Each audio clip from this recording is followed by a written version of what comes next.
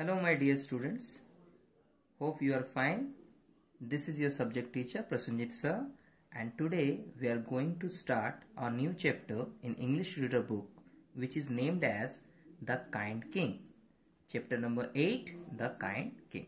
The Kind King का मतलब होता है दयालु राजा. Kind means दयालु, king मतलब राजा. Okay. Now the chapter starts from here. Once upon a time there was a king in ancient India. Now see some word meanings from this line. Once upon a time. जब हम ऐसा बोलते हैं once upon a time, इसका मतलब है कि एक बार की बात है ना. There was a king, एक राजा था in ancient India. Ancient का मतलब होता है बहुत पुराने जमाने में. ठीक है. He was very brave and kind. वो क्या था? Very brave. Brave का मतलब होता है बहादुर और kind का मतलब होता है दयालु. Right? Kind king, दयालु राजा. So word है kind. Now he won many states and established a vast kingdom. He won का मतलब होता है जीतना. Many states, बहुत सारे राज्य. Established मतलब स्थापना करना. A vast kingdom मतलब एक बहुत बड़ा राज्य तैयार करना, या फिर आप बोल सकते हो साम्राज्य तैयार करना. He built roads for people. Build का मतलब होता है बनाना और रोड्स रास्ते को बोलते हैं. ठीक है. सो उन्होंने बहुत सारे रास्ते तैयार किए थे पीपल यानी लोगों के लिए. There were trees beside the roads. और ट्रीज यानी जो पेड़ हैं, बिसाइड का मतलब होता है पास में या बगल में. द रोड के बगल में वो पेड़ लगवाए थे. He built rest houses for the poor. Rest houses का मतलब होता है कि जहां पे लोग विश्राम कर सके, आराम कर सके. जैसे होते हैं ना कि there were some people who are travelling. Okay. So if they going through that particular road built by this king, जो रोड इस राजा ने बनाया था, अगर वहां से जाते हैं तो राजा ने कुछ रेस्ट हाउसेस यानी रेस्ट लेने के लिए, आराम करने के लिए कुछ घर भी बना रखे हैं गरीबों के लिए. ठीक है ना. So he built rest houses for the poor का मतलब है कि राजा ने क्या किया है, कुछ रेस्ट हाउसेस बनाए हैं गरीब लोगों के लिए जहां वो आराम कर सकते, रह सकते. Right. Now come to down from this picture. On the eve of Diwali, he used to distribute gold coins among poor people. On the eve of Diwali मतलब दिवाली की जो शाम होती थी, he used to का मतलब है वो ऐसा करता था. डिस्ट्रीब्यूट मतलब बांटना. गोल्ड कॉइन्स सोने के सिक्के. कॉइन्स माने सिक्के, गोल्ड मतलब सोना. Among poor people. Among poor people का मतलब है उन लोगों के बीच में जो लोग गरीब हैं. सो दिवाली की शाम को वो जो राजा था वो क्या करता था, वो गोल्ड कॉइन्स यानी सोने के सिक्के डिस्ट्रीब्यूट यानी बांटता था गरीब लोगों के बीच में. He had a white elephant. उसके पास एक सफेद हाथी था. ठीक है. Now there was a big round umbrella on the back of the elephant. और there was a big round umbrella मतलब एक बड़ा सा गोल छाता था. ठीक है. You can see this in the image of your page. See here in this image there is a big round umbrella right on the back of the elephant के पीछे में, जिसके अंदर में राजा बैठा हुआ है. right. So on the back of the elephant, the body of the elephant was covered with silk cloth. body of the elephant मतलब जो हाथी था व्हाइट कलर का, उसका जो पूरा शरीर था, बॉडी. राइट. कवर्ड का मतलब होता है ढका होना. ठीक है. With silk cloth. सिल्क मतलब रेशम के एक कपड़े से वो ढका हुआ था. The cloth and the umbrella were studded with precious stones. अब देखो, the cloth and the umbrella मतलब वो जो छाता बोल रहा है और जो क्लॉथ है हाथी के ऊपर में ना, were studded. studded का मतलब होता है जड़ा होना. अब ये जड़ा होना क्या होता है, हिंदी में बोलते हैं with precious stones. stones मतलब जो पत्थर होते हैं और precious मतलब जो कीमती पत्थर होते हैं, है ना. बहुत सारे रत्न आते हैं ना. Right. So there were some stones which are precious and the particular stones are studded on the umbrella as well as cloth. मतलब कपड़े पे और छाते, जो छाता था उस पे बहुत सारे कीमती पत्थरों से वो जड़ा हुआ था. इसी को हम स्टडेड बोलते हैं. ठीक है. Now sitting on the elephant the king was distributing coins.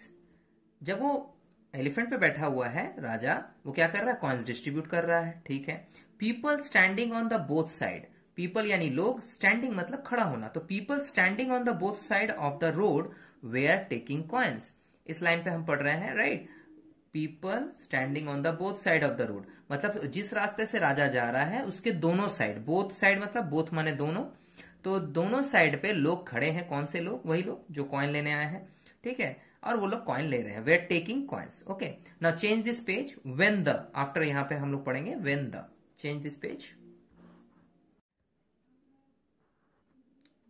When the king was returning, अब मान लो राजा जब वापस आ रहा है, ठीक है, an old man came near the elephant, एक बूढ़ा आदमी, see here this is old man. Okay, so an old man came near the elephant, उस हाथी के बगल में एक बूढ़ा आदमी आया। He stole a pearl from the cloth of the elephant, stole का मतलब चोरी करना होता है, वैसे इसका इंग्लिश मीनिंग है, सॉरी इंग्लिश में इसको बोलते हैं steal, right, and the stall word is the past form. Remember I have taught you chapter which is including verb forms, उसमें बताते थे ना कि पहले कुछ प्रेजेंट होता है कुछ पास्ट होता है, राइट। सो स्टोल का मतलब हो गया चुराया, हिंदी में क्या बोलेंगे, चुराया। He stole a pearl, pearl मतलब मोती को बोलते हैं, right, from the cloth of the elephant, उस कपड़े से जो एलिफेंट के ऊपर में था, बदन पे था।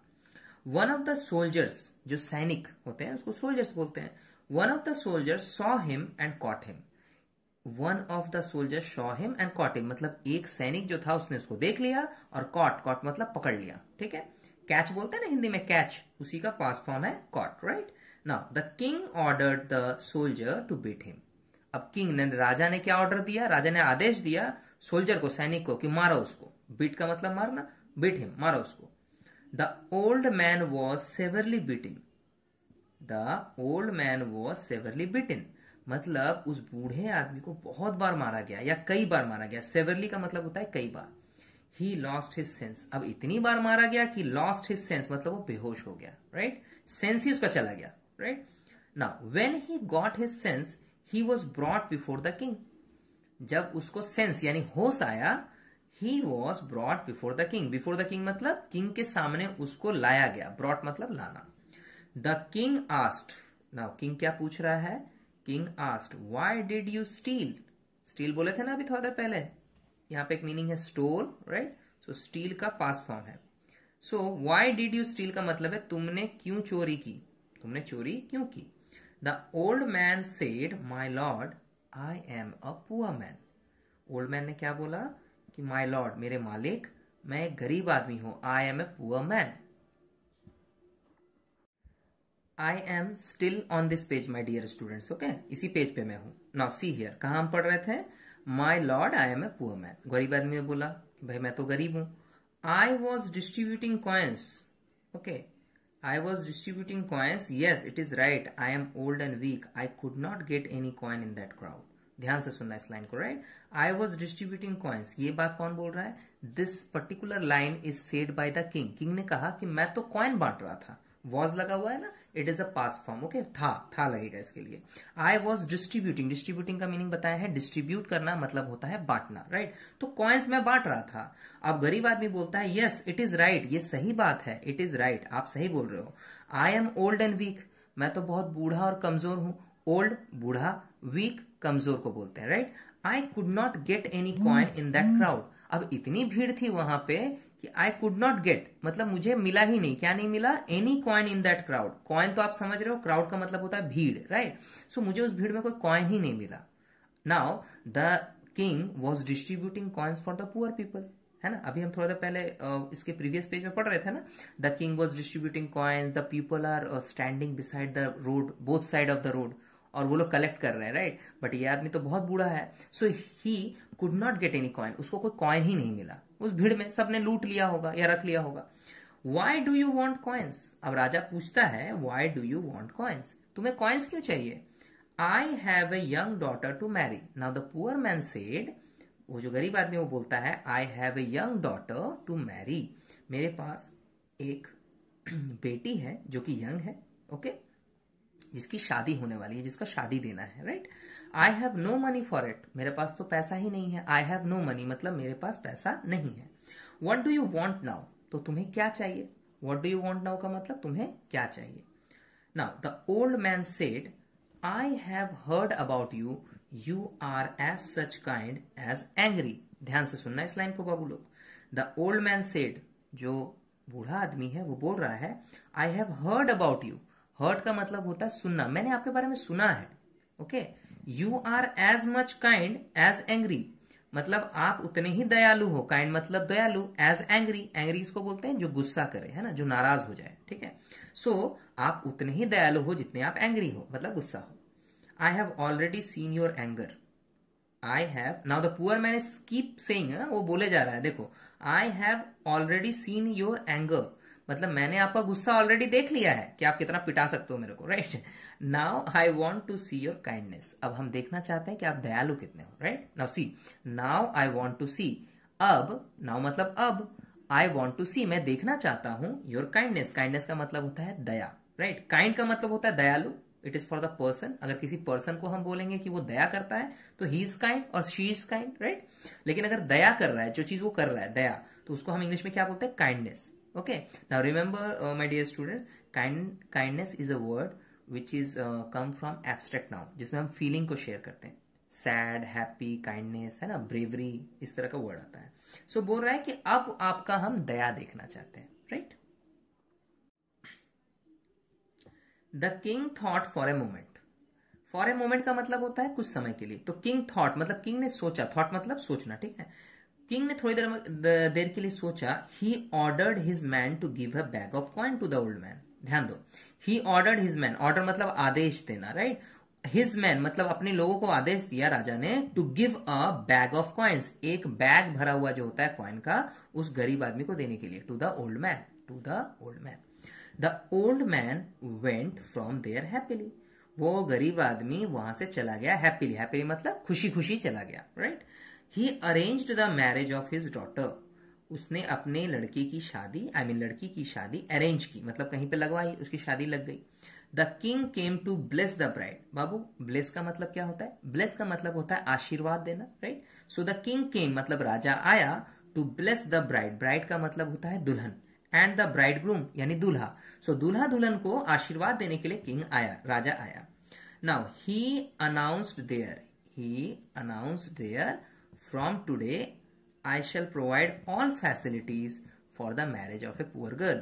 ही अनाउंस का मतलब होता है घोषणा करना, ठीक है, घोषणा कर रहा है, वो सबको बता रहा है कि देखो, फ्रॉम टुडे मतलब आज से ही, आई शैल प्रोवाइड मैं प्रोवाइड करूंगा, मतलब मैं क्या दूंगा, all facilities for the marriage of a poor girl, एक गरीब बच्ची के लिए, एक गरीब लड़की की शादी के लिए मैं सारी फैसिलिटीज दूंगा, right. So our chapter is ended over here, now we will get back to the get to the meaning, okay, the word meanings given in the chapter. Now my dear students, come to the page number 45, the next page of this chapter, right, where you can find some new words or the words from this chapter, okay, and whose meaning is going to discuss by me, okay. Now come to the chapter number 45.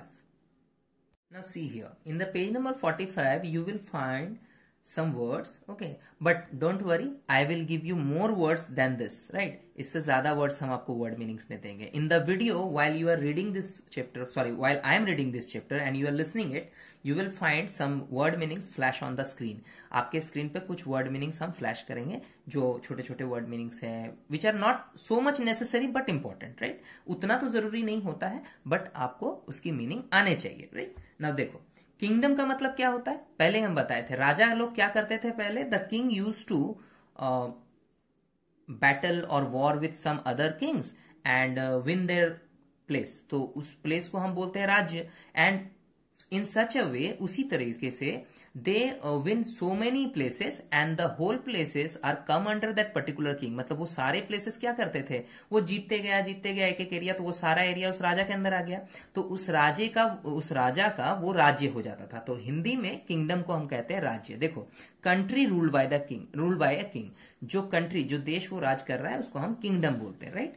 Now precious का मतलब होता है costly, अगर आप Hindi meaning देखोगे तो precious का मतलब होता है जिसकी कीमत ज्यादा हो। So the cloth on the back of the elephant, है ना, जो कपड़ा था ना एलिफेंट के ऊपर में, and the umbrella itself, right, which was studded with precious stones, माने कीमती पत्थर होते हैं ना, अलग अलग टाइप के रत्न होते हैं, चमकीले बढ़िया जो पत्थर होता है कीमती, जिसका कीमत बहुत ज्यादा है ना, प्राइस ज्यादा है, उसको हम बोलते हैं प्रेशियस, है ना। जैसे पर्ल, मोती एक प्रेशियस स्टोन है, राइट, इसी तरह से डायमंड एक प्रेशियस स्टोन है, राइट। स्टडेड, देखो, हैविंग सेट इन, स्टडेड का मतलब होता है जब आपके कपड़े पे या किसी पे कोई चीज को, मतलब कोई भी पर्टिकुलर गहने या कोई पर्टिकुलर पत्थर को जड़ा हुआ हो, सिलाई किया हुआ है या उस पर चिपकाया हुआ है, तो हम बोलते हैं स्टडेड, मतलब उसमें लगाया हुआ है, राइट। सो स्टडेड का मतलब है हैविंग सेट इन, मैंने उसमें सेट किया हुआ है। सेवरली यानी वायलेंटली। सेवरली का मतलब होता है कि बहुत ही खराब तरीके से, राइट। हम बोले थे ना कि the old man was beated severely या वॉज सेवरली बीटेन, मतलब उसको इतना खराब तरीके से मारा गया, he lost his sense, right, वो बेहोशी हो गया, इतना मारा गया उसको, राइट। सो वहां पे हम क्या वर्ड यूज किए थे, सेवरली। सेवरली का मतलब था वायलेंटली, मतलब बहुत क्रूरता से, बहुत खराब तरीके से मारा गया, राइट। Now bless. ब्लेस का मतलब होता है the last line of the chapter said that the particular king, है ना, the king came to bless the bride. इसका मतलब है कि किंग ने आशीर्वाद देने के लिए उस जगह पे पहुंचा था जहां पे उस गरीब आदमी के बेटी की शादी हो रही थी। तो ब्लेस का मतलब क्या होता है, to ask God's favour for, या फिर आप ऐसे डायरेक्ट बोल सकते हो कि आशीर्वाद देना, है ना, किसी को ब्लेस करना। हम लोग माता पिता का पैर छूते हैं ना, we touch the feet of our parents to take blessings, right. Blessings एक वर्ड आता है, तो ब्लेस वर्ड वहीं से आया हुआ है। ब्लेस एक वर्ब है। ब्लेस का मतलब होता है आप किसी को आशीर्वाद दे रहे हो, उसकी शुभकामना कर रहे हो ताकि उसका अच्छा हो, right. So these are some word meanings and some other word meanings will be given during the chapter. तो आप चैप्टर के में देखोगे ही कि आपको सारा वर्ड मीनिंग्स मिल रहा है और आपको मिल चुका है अभी तक, ठीक है। तो अगर आपको फिर भी दिक्कत होता है, you can contact me, okay, कि सर मुझे इस वर्ड का मीनिंग थोड़ा समझा दीजिए, ऐसा क्यों है वैसा क्यों है, right. So our chapter is now completely ended over here, okay, and in the next period or in the next video class we will do the question answer of this chapter, right. There are very few question answer but we will complete it in the next period or next lesson, okay, and the book exercises will be done in that time, okay. हम लोग क्या करेंगे, questions भी करेंगे और आपका बाकी book exercises complete करेंगे। Till then the chapter is taught by me, okay. ये चैप्टर हम पढ़ा दिए हैं, सिखा दिए हैं। You should read it at least 2 time to understand the word meaning, understand the moral और the meaning of the story, right. Okay, now we are ending this lesson over here.